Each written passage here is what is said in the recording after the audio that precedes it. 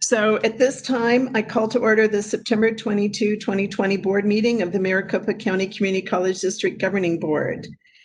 We are live captioning our meeting, so please look in the chat window of our WebEx meeting where you will find a link. Please check on that link to open a web page with the live captioning. With that, I'm going to call roll of board members for the record. I do know we're delayed with one or two board members, but I'm going to start with our student advisory member, Ms. Munoz, Jalissa Munoz. Are you present? I'm here. Good. Mr. Hendricks.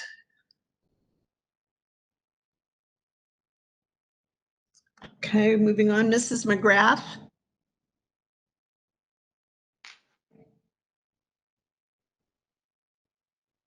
I'd see her on with cell phone. Mrs. McGrath? Can you hear me? I can now. That sounds good. You're present. Yes. Great. Dr. Narini? I'm still here. Okay. Mr. Saar? I'm here. Dr. Thor? I'm here. Miss Nguyen?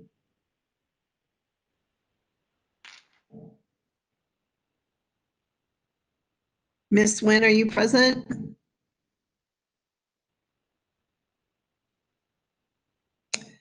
Okay, I'm present. I'm going to call the roll with 5 members of 7 present. If Ms. Nguyen and Mr. Hendricks join us, Elsa, please let us know. Okay. Thank you.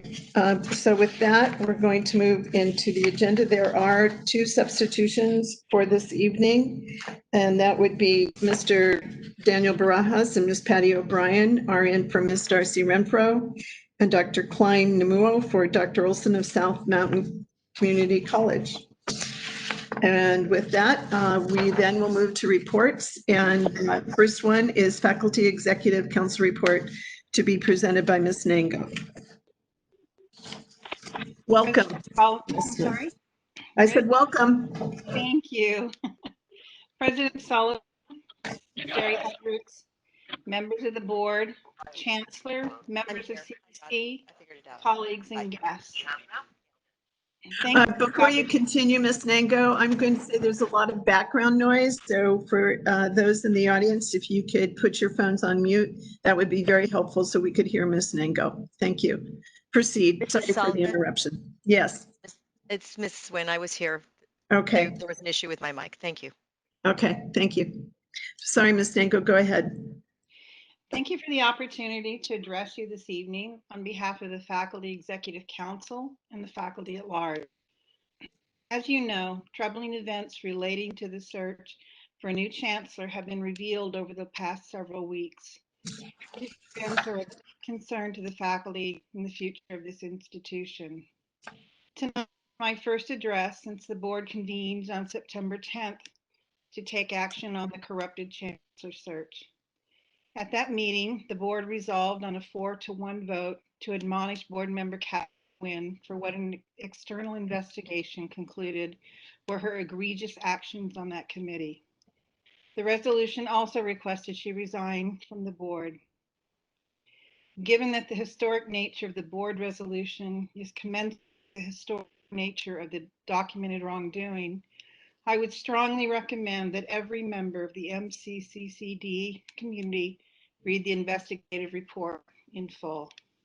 Among its findings, I wish to highlight one in particular. The report documents an email communication between Ms. Nguyen and a community member unaffiliated with the search. In this email, which violated the confidentiality agreement required of all committee members, Ms. Nguyen both communicated about a candidate for the position and endorsed that candidate, thus destroying the neutrality the process demands. Furthermore, when questioned by the investigator about the communication, Ms. Nguyen flatly denied everything, despite having sent an email that irrefutably documents she had contacted the community member and says, "And I support this candidate." This remarkable denial of incontrovertible evidence in addition to testimony by other interviewees consistent with that email, in part led the investigator to conclude Ms. Wynn's claims to the contrary were not credible. One might think that exposing Ms. Wynn's conduct would lead to her contrition, but her reaction to Mr. Hefner reading the public investigative report was to send him a threatening text message instead. This threat led Mr. Hefner to file a whistleblower complaint. We appreciate the board's bold actions in publicly addressing misconduct that resulted in an aborted search process. The board's censure and request for her resignation demonstrates its commitment to integrity and accountability.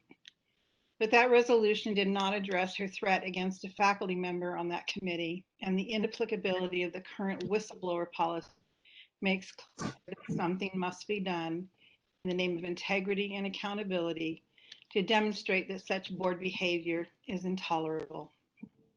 So my questions to members of the board are these. How can this institution properly function when a board member can deny basic facts, threaten employees, refuse to take responsibility for her actions? How can a board member's egregious misconduct and not credible assertions anything but detract from our mission of student success and our future candidate search? If the whistleblower policy cannot protect employees from board members' ominous threats, legitimate conduct, and silence dissent, what is to be done? Thank you for your time and consideration. Thank you, Ms. Sango. Moving along on the agenda is the Adjunct Faculty Association report by Dr. Teresa Train. She states that a written report was submitted and is attached as part of the board book, and therefore does not require speaking time on the agenda tonight. So with that, I'm going to move to the Interim Employee Senate report. And Ms. Chandler and Ms. Longate, please join us in this meeting. Thank you. Good evening, President Sullivan, members of the board, Chancellor Gonzalez, and colleagues. Thank you for the opportunity to speak to the board as my co-lead Shannon and I look to share the progress and collaboration of the Senate. The Interim Employee Senate is excited to announce the launch of our website, which we built to provide the opportunity to communicate and be transparent with the work the Senate is doing. We feel this helps with communication as well as fosters our mission of shared governance. And we can go to down on the slides. Next one. On the webpage, you can find the bios of all the members currently serving on the Interim Employee Senate, as well as our structure, resources, and vision. We also house our bylaws, meeting minutes, as well as an employee feedback form. The Interim Employee Senate sent out a newsletter on September 2nd, where we highlighted issues such as employee benefits, committee updates, governing board updates, and a campus highlight from our district office. We received positive feedback and look forward to communicating on a monthly basis with Maricopa employees on issues that matter to them, as well as helpful resources to keep employees informed. Next slide. The Senate has also made it a priority to begin looking into policies that affect or exclude employees. The staff policy team will look to review and recommend modifications to existing and future processes in order to ensure consistency, equity, inclusiveness, and clarity in staff policy manuals, HR standard operating procedures, along with proactively prioritizing in response to concerns and engaging with necessary employee stakeholders. We are very excited as this work group is moving quickly and diligently, and as we move forward, we aspire to collaborate with our district and campus HR departments and representatives, as well as our faculty leadership. Thank you for your time, and I'd like to turn the presentation over to my co-lead Shannon. Thank you, Anna. President Sullivan, members of the board, Dr. Gonzalez, members of CEC and CHRIS. My name is Shannon Monge. I'm an administrative assistant for the Vice President of Academic Affairs at Paradise Valley Community College. I am before you today as the co-chair of the Interim Employee Senate. One thing we would like to discuss and share with you all is the faculty and Senate, staff Senate collaboration on supporting proposals that benefit both faculty and staff. Recently, the governing board has heard the faculty pay proposal that was shared. The Employee Senate supports this. We are happy to hear that their pay issues are hopefully going to be resolved sooner rather than later. Also, what was shared with the governing board is a vacation buyback proposal. The Staff Senate supports this wholeheartedly, and we appreciate our HR office for coming up with something to benefit our staff. What we would like to see in the future are additional proposals for staff that are not eligible for this, such as our part-time, OYO, OSO, and specially funded. We would also appreciate to see something for residential and adjunct faculty. As most of you know, a majority of our staff that have been on our campuses and district office since the start of the pandemic are part-time staff that serve in M&O, custodial, grounds, public safety, IT, and more. Next slide, please. One issue that we would like to discuss from the Staff Senate perspective is COLA for all employees. We would like you to know where the Employee Senate rests on this issue. As we see it, this is not a pay raise. This is a cost of living adjustment.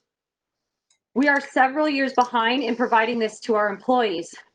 The history of steps in COLA can be found on the Maricopa SharePoint website. If you compare those numbers to the Consumer Price Index for the Western US, we have fallen behind inflation by over 10% since fiscal year 11 and 20% since fiscal year 2004. I would like to give you a real life example of these numbers. An employee started with Maricopa in February of 2016. Her hourly wage has increased by $1.93 since her start.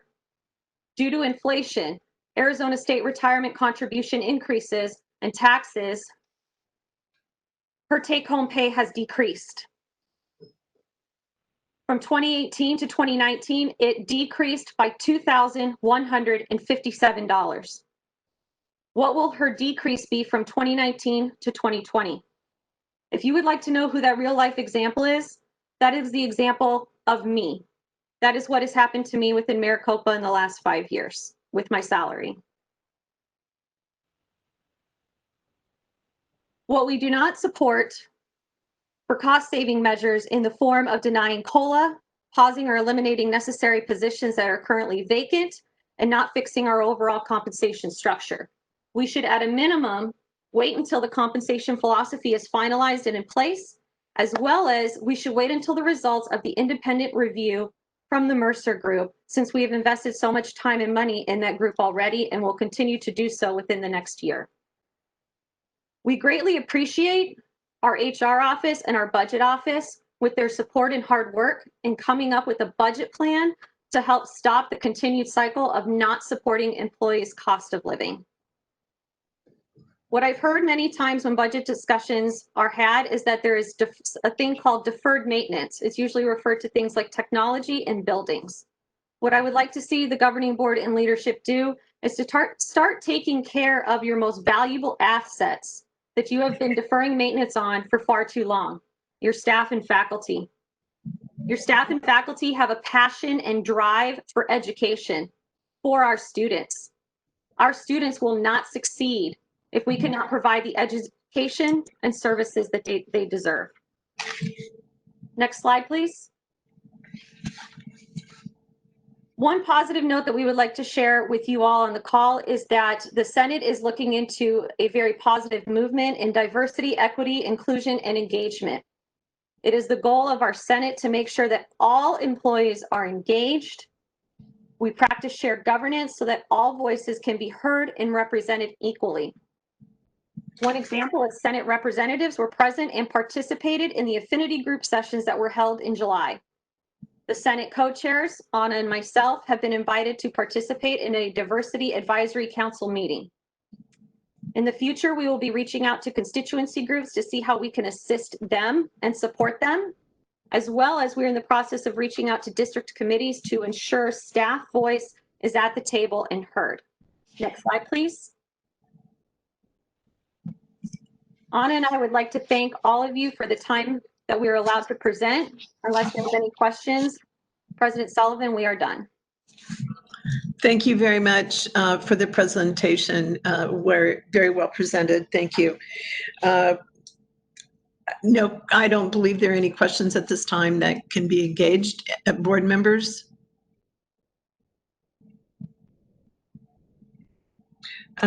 Being none, I want to again thank you for your presence this evening and move on to our next agenda item, the introduction of 2020-21 student senators.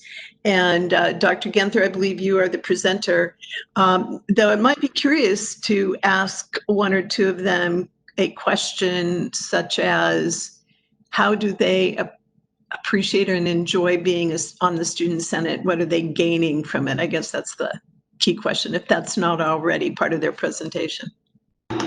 Absolutely. Good evening, President Sullivan, members of the board, Chancellor Gonzalez, and to the Provost Fisher, and to all members of CEC, and to the members of our community who are present this evening. We are absolutely excited about our new student senators for the 2021 academic year. As you all know, this is our second year, and we are grateful that in our first year, the current sitting governing board student member chaired our student senate and is now serving as governing board student member. And she has been very gracious in helping us to usher in a new season and a new slate of officers representing the district. Without further ado, I would like to introduce them, and even though you cannot see them, you will see them when we return. But let me introduce them, please. From Mesa Community College, I'd like to introduce Quentin Evans. From Rio Salado College, I'd like to introduce Cordero Holmes. From Estrella Mountain Community College, Jacqueline Rico. From Gateway Community College, Lynn Wasley. From Scottsdale Community College, Madison Coulson. And from Chandler Gilbert Community College, Mansour Kafazov. From Glendale Community College, Marina Castaneda. From Paradise Valley Community College, Kyle Millsap. And from Phoenix College, Leah Villarreal. We are at this current time filling the position at South Mountain, and we hope to have this position filled in the next couple of weeks. These are student representatives who were selected by their institutions, who are participating in monthly gatherings and meetings. And we want to thank our district coordinator, Andrea Banks, who is also on the line. And then we'd like to honor the directors of student life. And these are the folks that are giving us assistance with the selection process at the college, as well as serving as co-advisors to the Student Senate. So we want to say thank you to all of the directors of student life at the colleges. At this time, I know President Sullivan, you wanted to hear from 2 or 3 of the student senators. So if you don't mind, we'd like to ask if 2 or 3 could just talk about their experience of joining the Student Senate and what they hope to see. Thank you, Dr. Genther. And by the way, I know it wasn't on the agenda, but in a pre-conversation I had with one of your senators, they challenged me to put them on the spot. That would be Mr. Holmes. So he is welcome to begin, President Sullivan. Thank you. Well, I was looking forward to this. Since I've been a Rio Salado College student senator, I got an opportunity to sit on my president's cabinet meeting, which was interesting. I got the opportunity to witness a 4DX presentation, which I hope to utilize and help and share with my fellow student senators so that we can accomplish tasks. I look forward to just representing my students at Rio Salado College and Maricopa County College at large, and that's what I look forward to doing, and that's what I've experienced so far. It's been an interesting experience, and I look forward to the rest of the time. Thank you, Mr. Holmes. Dr. Genther, is there someone else who might want to share their appreciation or sense of responsibility or whatever it is they're feeling? Well, Estrella Mountain, Gateway, or Glendale, would you like to respond? Hello, my name is Marina Castaneda and I represent Glendale Community College. And what I'm looking forward to as Student Senate this year is advocating for my students at my campus and being the voice that they deserve. And I'm also looking forward to gaining that role that just makes a fulfilling impact. Thank you, Ms. Castaneda. All right, President Sullivan, thank you so much for allowing us to have a few moments on the governing board's agenda to introduce our new student senators. Thank you, and may they each have a great year. Thank you very much for their leadership. Moving forward to the next item on our agenda, student life reports. And I'd like to, from Scottsdale Community College, I'd like to welcome Ms. Saito, the sponsor, and Ms. Drennan, the chair. We're now ready for your report.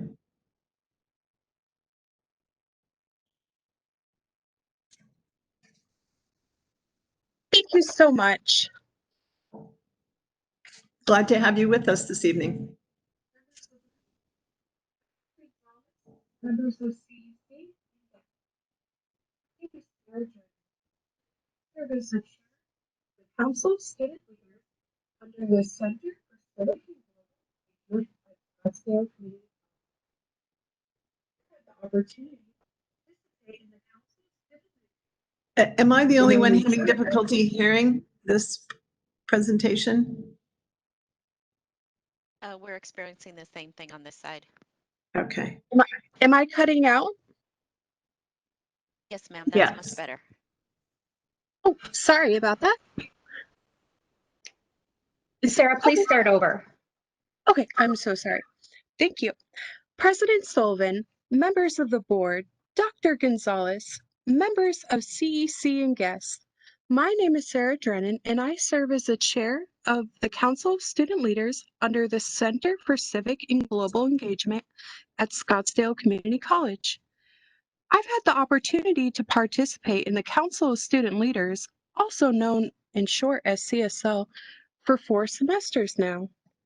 I'm beginning my 2nd semester serving as chair through the council. I've been exposed to a variety of ways that community members and students alike can become and remain engaged in civic matters, especially through CSL's Civic Engagement Committee. Next slide, please. I would be remiss if I did not mention the new challenge of conducting all of these opportunities virtually, which has stretched my own skill level. But nevertheless, I am ready for the challenge, and I am confident that my team of CSLers and I will successfully accomplish our goal of continuing to engage our fellow student body. For example, this past Thursday on Constitution Day, CSL promoted and participated in the live stream with Maricopa County Recorder Fontes and had the opportunity to better understand how the Constitution impacts us all. Moving forward, my committee and I will partner with the Scottsdale Coalition of Today and Tomorrow, better known as SCOT, to help host a 2nd round of forums for the candidates running for the Scottsdale City Council and Mayor. I had the pleasure of representing SCC this past June and interviewing the candidates prior to the primary election. I am also currently a campus election engagement project intern, and this wonderful opportunity will help SCC do such things as promote voter registration. In fact, we're excited to be able to collaborate with the Intertribal Council of Arizona to promote voter engagement participation among Native Americans. Finally, I must share the good news that SCC's past civic engagement efforts have been recognized by several organizations. Last November, at the 2019 All In Democracy Challenge Awards ceremony, SCC received the Silver Seal for achieving a student voting rate of 39.1%. That's a huge increase from 15.8% that voted in 2014. Finally, our commitment really shined when we recently learned that we made Washington Monthly's 2020 Best Colleges for Student Voting honor roll. Of the 157 institutions honored, SCC was one of the 3 recognized in Arizona. We are beyond proud. Next slide, please. While, while CSL promotes engagement in local issues through the Civic Engagement Committee, we also focus on the international perspective through the efforts of the Global Awareness Committee. It is important to create an environment that helps students appreciate global perspectives in order to navigate this globalized world successfully. Our Global Awareness Committee, overseen by our Vice Chair, Patrick Bills, is responsible for the process of helping to plan our traditional International Education Week that will take place on the 3rd week in November, as well as collaborating on other SCC events that celebrate the inclusivity of our SCC campus. We are also excited to share that our alumni from the Community College Initiative Program will participate in the international virtual exchanges and have live conversations with SCC honors and world languages classes. Next slide, please. Before we all went remote this past March, CSL participated in a few volunteering events as part of our mission for community service. Last fall, our council participated in serving food to the homeless at St. Vincent de Paul, packing boxes of food at Feed My Starving Children, and cleaning up the farm for the animals at the Little Piggies Rescue. Volunteering our time and serving our community off campus has been some of the most memorable and fulfilling experiences we've had as student leaders. Next slide, please. I am proud to announce that CSL is in the process of organizing our 4th annual Artichoke Pride Week, taking place from October 5th through the 9th. And yes, it will all be virtual. Its planning will be overseen by our special events manager, Gabby Coons. This week will hold various events that promote our artichoke spirit, like the Artie Mile Walk, co-sponsored with our Fitness and Nutrition Club and Student Nurses Association. And we'll have a friendly trivia game challenging everyone who knows our fighting artichokes the best. Oh, and it's Artie's birthday, so we will have to come up with a plan to celebrate with him. Speaking of celebrations, SCC also turns 50 this year. We look forward to helping celebrate this milestone upon our return to campus. Next slide, please. Scottsdale Community College is home to 20 vastly different clubs, range from SCC American Society of Interior Design to the Sonoran Desert Club to the Indigenous Student Association at SCC. These amazing clubs have allowed students to be engaged in events that cater to their specific field of study or personal passion, providing them opportunities to be exposed to an environment that will help them grow professionally.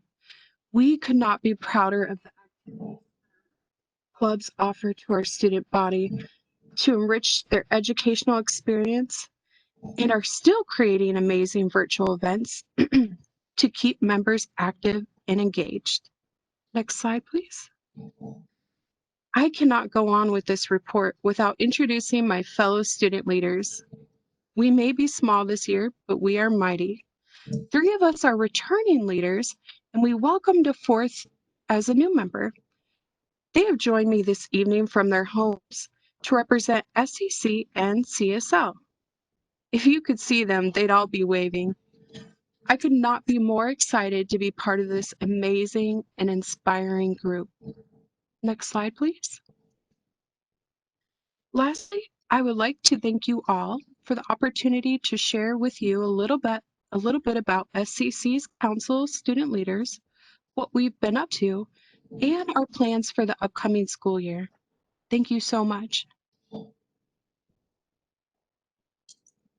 Thank you for your presentation. We appreciate the information, and best regards to all of your students and leaders. Go Artichokes, right? Yes, thank you. You're welcome.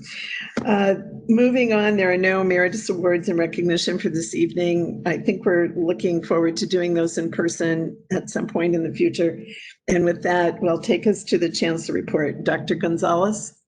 Thank you, President Sullivan, members of the board, CEC, and guests. And I just wanted to express how proud I am of the previous presentation for the Scottsdale Student Life Organization and for the newly selected student senators across our district. That's what we're all here for, and we need to keep in mind that we're here for student success as we do anything. And I'm just really proud of them. So I want to congratulate them for being with us tonight, especially in this unique environment. They rose to the occasion, so I'm extremely proud. So thank you. As a matter of my regular update, just very quickly provide you with a fall enrollment update. In week number 4, we were down in headcount 14.6%. FTSE is down 16.2%. We continue to see fluctuations as we move in that from week to week. You likely will receive a fall 2020 enrollment update at the end of the semester when we've completed the semester and have more of a final count on what the fall semester looked like. In the next few weeks, we will begin registration for the spring 2021, and I will certainly keep the board apprised of our enrollment trends as we approach the spring semester.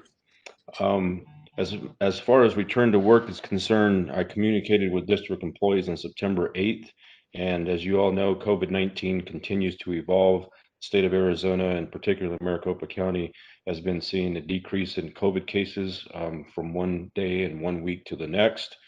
We also understand that we're approaching the flu season, and because those symptoms mimic those of COVID-19, we're just not sure what we're going to experience. And so we may see some extra precaution from people who may in fact have a flu versus COVID, but because their symptoms are so similar, we will encourage our employees and students to get tested as quickly as possible.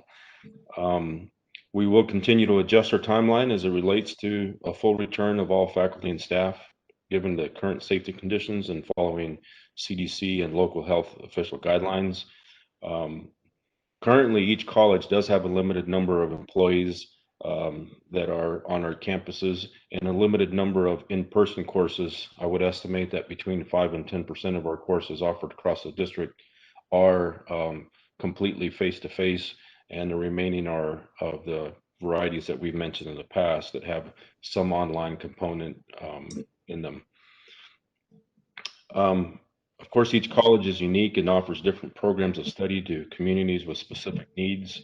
And as such, the timing for specific individuals or services to return may not be uniform across the district.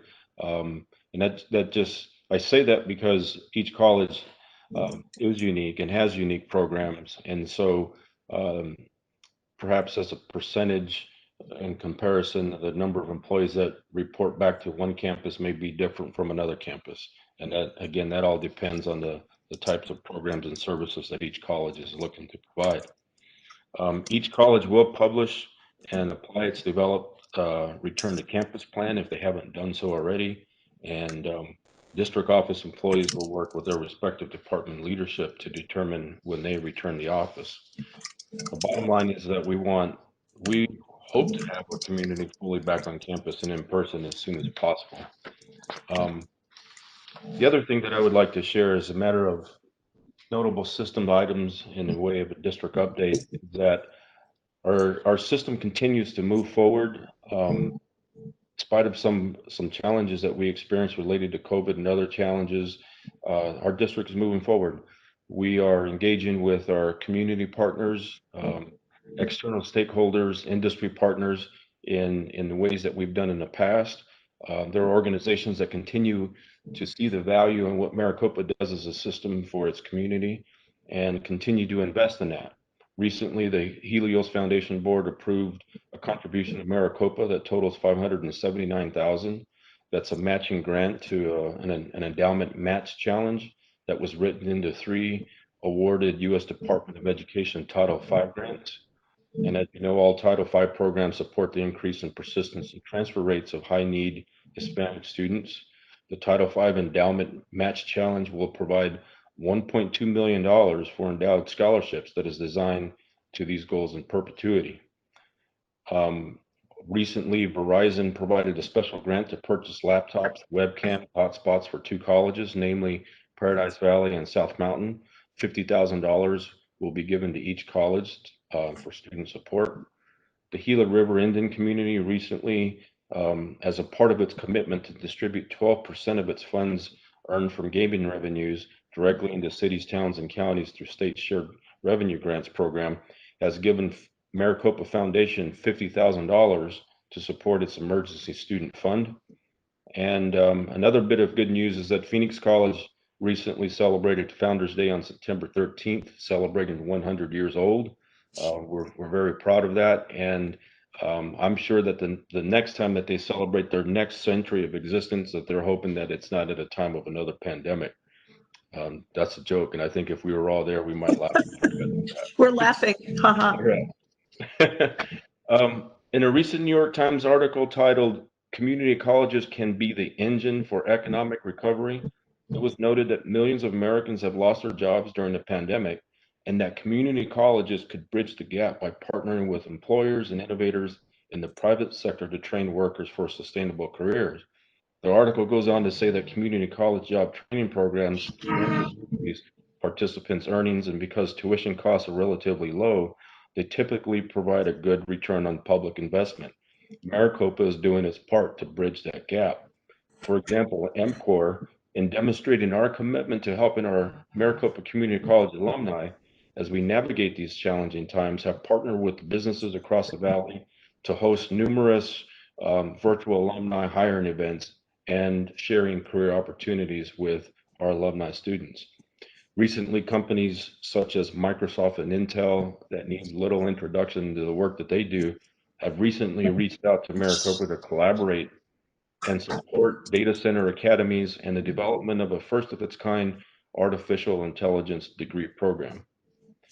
As you heard earlier, some of our students are participating in encouraging civic engagement throughout the county and state. And we are working closely with external partners such as our Secretary of State, Katie Hobbs, Maricopa County Recorder, Adrian Fontes, to host virtual voter awareness events. And of course, these events are nonpartisan and neutral. It's just to encourage our students to become active participants in their civic duty to ensure that our democracy continues. That concludes my brief update. And again, I want to stress, President Sullivan, members of the board, Maricopa District continues to move forward. Thank you. Thank you, Dr. Gonzalez. It's always good to hear the forward movement of activity for the district. So now, next on our agenda is the citizens interim, and there have been no requests today. So now I'm going to move us to the consideration for the consent agenda items. As noted on the agenda on your screen, all items with an asterisk are consent matters unless they are removed at this time. So do any board members, or do you, Dr. Gonzalez, wish to remove any items from the consent agenda?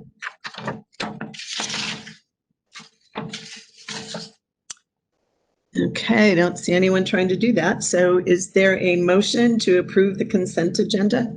So moved. Is there a second? Second. Second. Okay, I'm gonna, Dr. Narini, I think you spoke first. So with that, I'm gonna call the roll for the vote. Mr. Hendricks being absent, Ms. Munoz, is your advisory vote?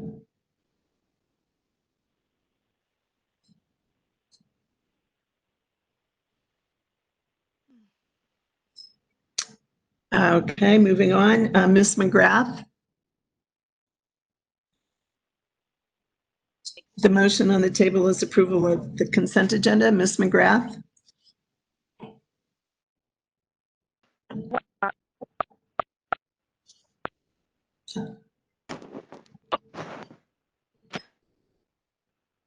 Hello? Ms. McGrath, I think are you trying to join us here with your vote? Yes, I said yes Okay. 3 or 4 times. I didn't hear you. I apologize. Thank you. Dr. Narini? Aye. Thank you. Mr. Saar? Aye. Dr. Thor? Aye. Ms. Nguyen? Aye.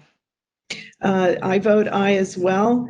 So with that, by a vote of 6-0, the board passes the motion to approve the consent agenda as it stands. So now moving on the agenda, first reading and information items. Are there any comments or questions?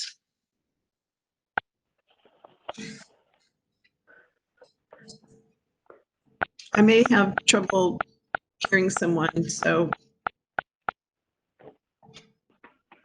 is someone trying to join us or make comment on the employment and separations report? Yes, I'd like to make a comment about that. Please, Mrs. McGrath, go ahead. I don't understand why we will drop enrollment. We are continuing to add new employees. It just doesn't seem logical and reasonable. And I think that perhaps they should provide a justification for hiring new employees and present that before they hire a new employee. I just, with our drop in the budget numbers and our drop in enrollment, I wonder why in the world. For instance, at Phoenix College, they added 2 communication specialists. What in the world, would they need more than what they already have? At Gateway, they added an administrative specialist. At Australia Mountain, they added a student service analyst outreach person. Why, I just don't understand why they continue to add new positions. And I think that there should be an explanation before they add more permission. I'm wondering why the chancellor doesn't tell them you have to come up with a very, very good reason. So thank you. You're welcome. Any further comment on item 13.1? Moving ahead then to item 14.1, monitoring reports under business services. Is there any comment or question?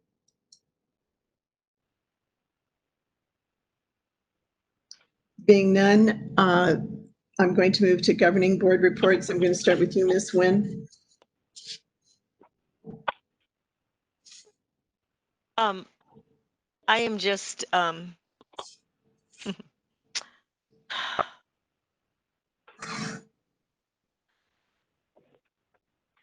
I think I want to be respectful, and I appreciate that we had a report. There was also people that refuted that report, and if it is the Faculties Association's intent to continue to use this report to beat me up, to try to bully me, to try to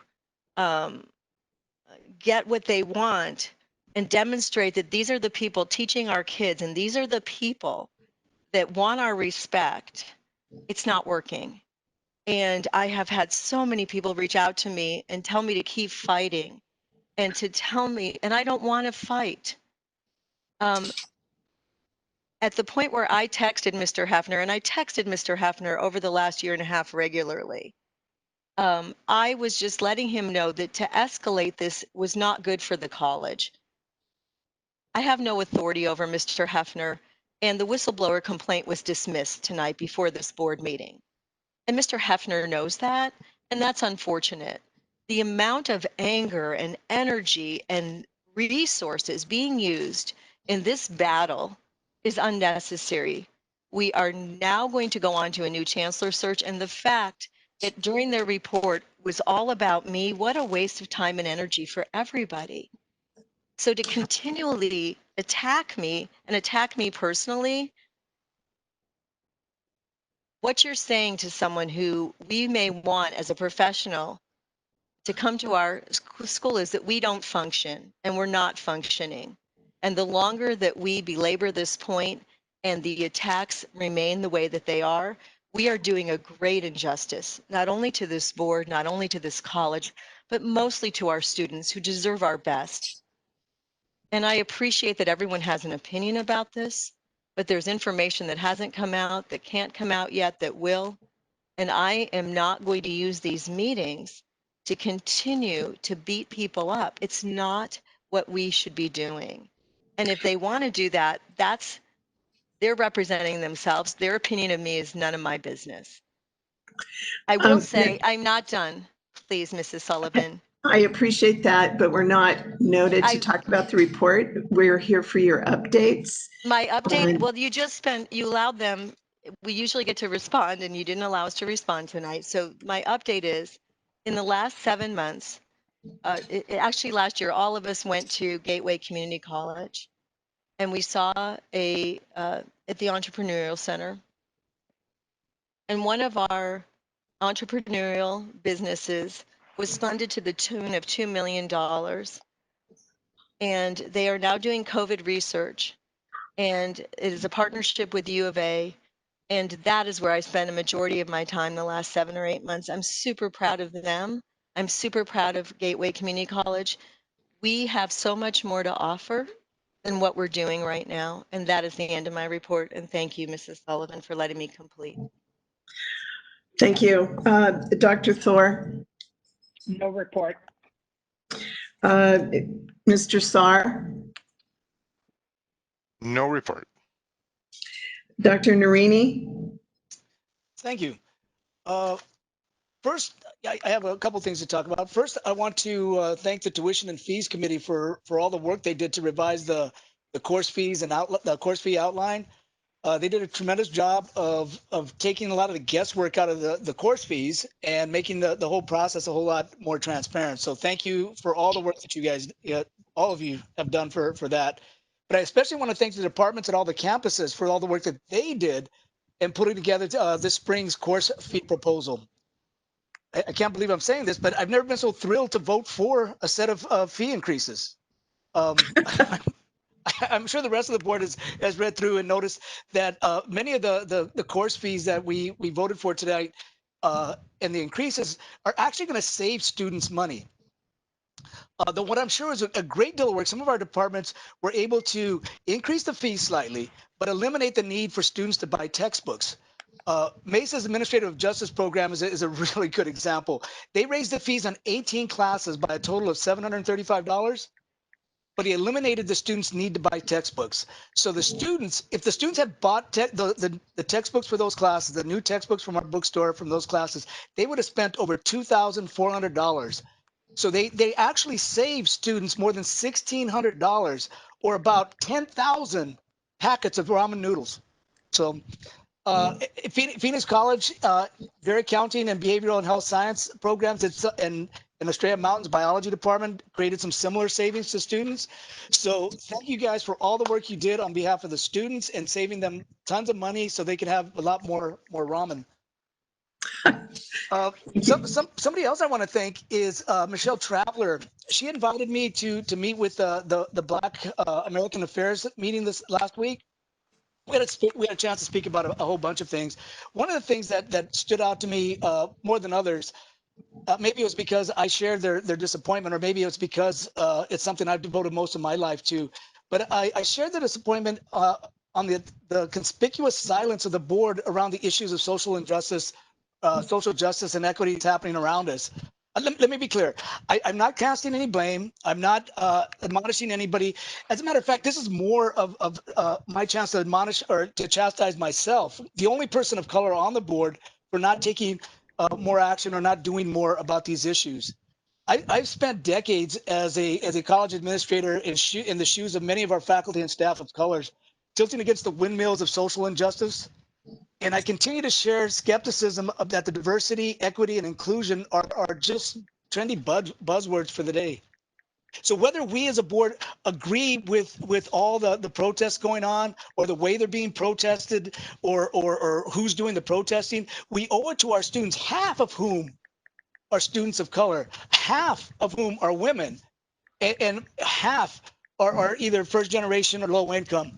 We owe it to our employees, many of whom share the same background of our students, and we owe it to our constituents, which nearly half are people of color. And we owe it to them to let them know where we stand on the issues of justice, social justice, diversity, and inclusion.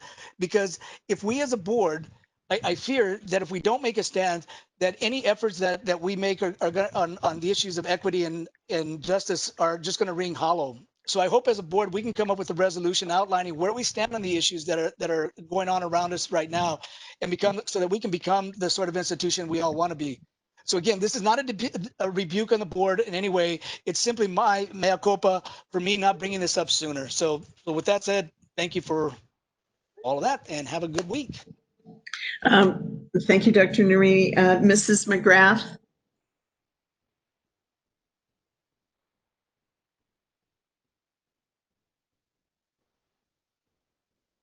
I have no report. Thank you. I don't believe Mr. Hendricks joined us. Would that be correct, Elsa? Yes. Okay.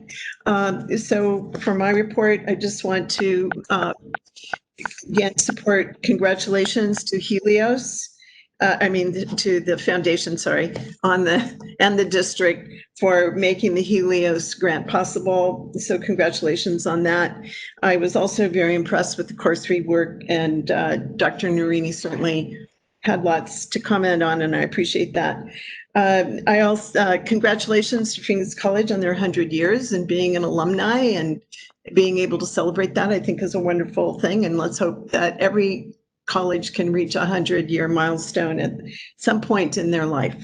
And with that, I wanted to just reiterate that I believe and firmly comment that the board is very committed to doing its work on behalf of the district and to keep things moving forward. And as we schedule our work sessions and our meetings, I hope that those who are interested in those topics are present.